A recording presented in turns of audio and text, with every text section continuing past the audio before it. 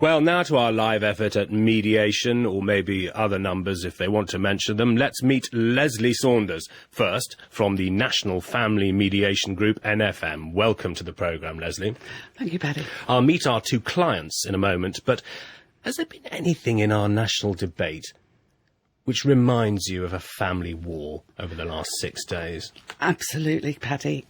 Basically, what happens when conflict in a family happens is that people think, oh, there's a difference of opinion, I'm right, I'm going to gather all my evidence, I'm going to get people on my side who think I'm right too. And alongside that, what happens is that the problem gets put into the person, so that the person becomes either a devil and our bit is the saint. And is it important for me to drag the children in? They can't really remember. She went off, had an affair, but I'm going to tell the children that it was all her fault. And that's what people do. That's what people do. People learn, just in terms of the debate this week, from their parents, what's happened and what they should think. It's a very Sunday message you're giving us, but have you ever done anything like this before? A live mediation experiment on the radio? No. Right. Well, it's all going to go very well.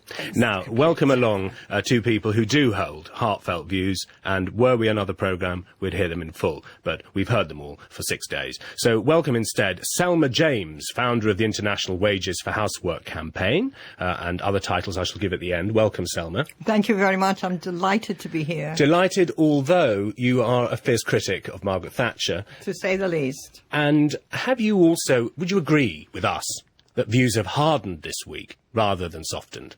It's very hard to know, but certainly views are more vociferous now than they were when we began. Edwina Currie was appointed a junior minister by Margaret Thatcher, I suspect, Edwina. Yes, that's right, Paddy. Good morning. Welcome to the programme. Does it feel like rerunning the 80s to you? Do you feel like we just booked the 80s and shoved it on the radio?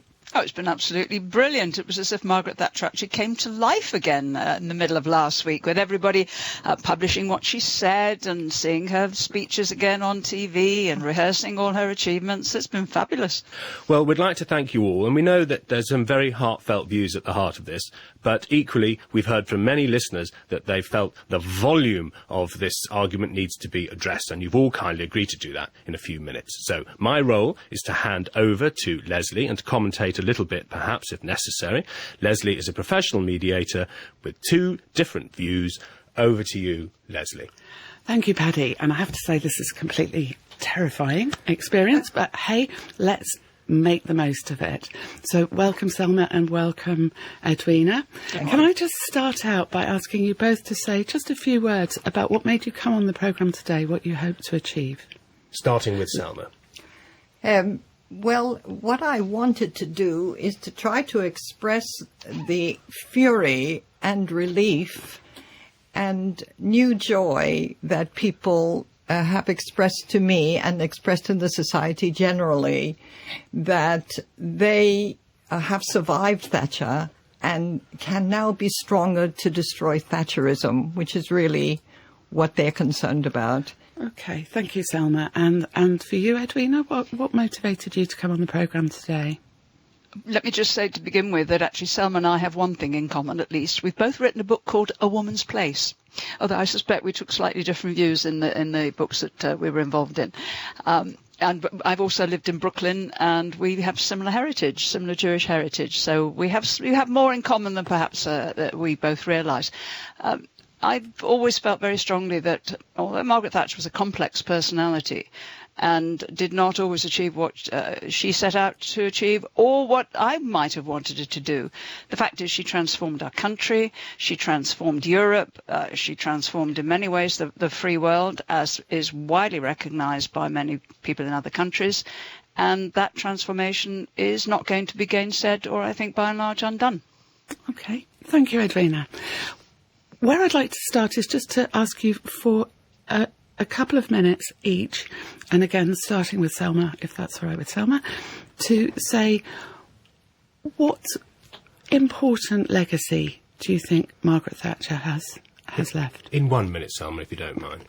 Okay, the first important thing is that when a woman Prime Minister took the post, many of us believed that something important was happening for women. what we found in Margaret Thatcher was, first of all, she was out to destroy the culture of entitlement, which hit women most. All our services were cut. Women worked harder than ever. She refused to give us the minimum wage. And she set a standard of greed and personal ambition, which has done women no good. Thank you, Selma. So just to kind of summarise that key point, for you, one of the big legacies of Margaret Thatcher is that women were disadvantaged by her policies. I think that's right. Okay. And Edwina, for you, what would you say was an important legacy? When she became Prime Minister, in fact, the reason she was elected, the United Kingdom was in a terrible state. We had been suffering, we were being dominated by destructive trade unions who were, in many cases, determined to try and bring down the government, and had succeeded more than once. Margaret was elected because of her resolve that had to stop. She made it clear that she would challenge the unions and that she would win, which in fact she did in 1984 in particular with the miners' strike, that the country had to become more competitive, more business-like, that we had to free up the supply side and make sure that the United Kingdom could compete worldwide. And by and large, I think that's been achieved and has not in any way been undone. Thank you, Edwina. And so again, you're focusing on the strength of her policies in addressing what felt like a significant problem in the country at the time. Edwina, when you started out by saying what you were coming on the programme for, you highlighted some common ground. And I guess one of the things about mediation is to find common ground, to help people understand each other, and perhaps to widen out the debate. Not necessarily to change people's minds, but to help understanding and to get a more rounded view of the person. So just bearing that in mind, what would you say would be the common ground between the two of you? And that's a question to Edwina. The description that Selma just gave of how hard Margaret Thatcher made it for women, I would say needs to be put in a context which I think we will probably both recognise. I'm not sure whether Selma was living in the United Kingdom during the 1970s, but I left university in 1969, and discrimination against women in the UK, as in many other countries, was rife, and it was upheld as being entirely for our own good. It was absolutely infuriating. And it meant that it was a background against which Margaret coming into power was quite an extraordinary achievement. What she did not do, let me just extemporise it. What she did not do is she didn't make it any easier for women. She didn't see herself as a sister. She was not prepared to make special arrangements for women to come into office. Can I come in, just to remind you, you're listening to the Broadcasting House programme, and I'm listening along with you to a mediation. Is that a key moment? Edwina's just said maybe she wasn't a sister. Was that a result for you? I think certainly I would like to hear from Selma what your take is on that. Well, the point is she joined a man's world, and she reinforced the man's world by really promoting the ambition that up to that time was generally exclusively men's, or almost exclusively men's. The point is she began the privatization of the NHS. That has wide implications for caring in the society, and there was a way in which she made caring difficult, almost impossible. Selma, can I just bring you back to the question, which was more about common ground? If you had to find some common ground between your views and Edwina's, where would you start to look? Selma's shaking her head. Well, I find no common ground. This is really difficult. You can only do so much mediation. You are faced with thousands of lives being shattered. Okay. You are faced with the really attack on families and communities and individuals. And so I'm hearing that there's a great deal of passion for you here, Great. Selma. And what I notice is that actually we're having the debate here between you and Edwina Currie, who are both very strong women and in major political life. And I'm wondering... Closing minute, in fact. Oh, closing minute.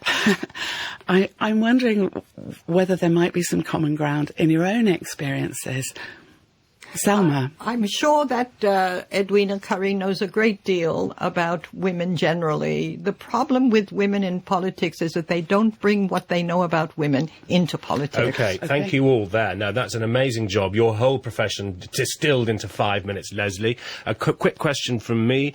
Edwina, will this argument with time change? And Selma, you can answer the same question after Edwina. To you first, Edwina.